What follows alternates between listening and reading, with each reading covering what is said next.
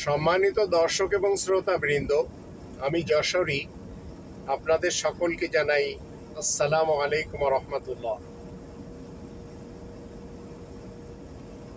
আপনাকে আমাকে সবসময় মনে রাখতে হবে, যখন আপনি সত্যের জন্য সংগ্রাম করবেন, লড়াই করবেন, তখন দেশপ্রধান ফিরাউন আপনাকে জেলের ভয় দেখাবে,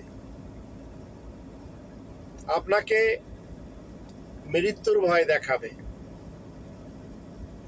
আর একটি সময় এমনও আসে যে আপনি যখন তাকওয়া অর্জন করেন, তখন আপনার আপন ভাইয়েরাই আপনাকে মেরে ফেলে দেয়।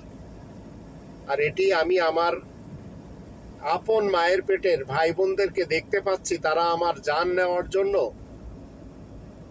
এখন ফন্দি এবং পরিকল্পনা করে চলেছে, আর বিভিন্ন অপবাদে আমাকে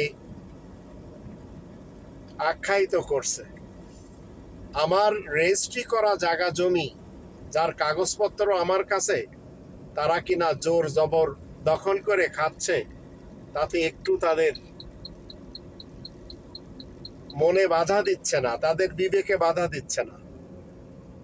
তো আপনাকে আমাকে সব সময় মনে রাখতে হবে, জীবন হচ্ছে মৃত্যুর কাছ থেকে ধার নেওয়া কিছুটা সময়। আপনাকে এই পৃথিবী ছেড়ে দিতে হবে, আপনি এখানে চিরস্থায়ীভাবে আসেননি। আর যখন আপনি এই পৃথিবী ছেড়ে অন্য পৃথিবীতে চলে যাবেন, সেখানে প্রথমে আপনার কৃতকর্মের হিসাব কিতাব হবে।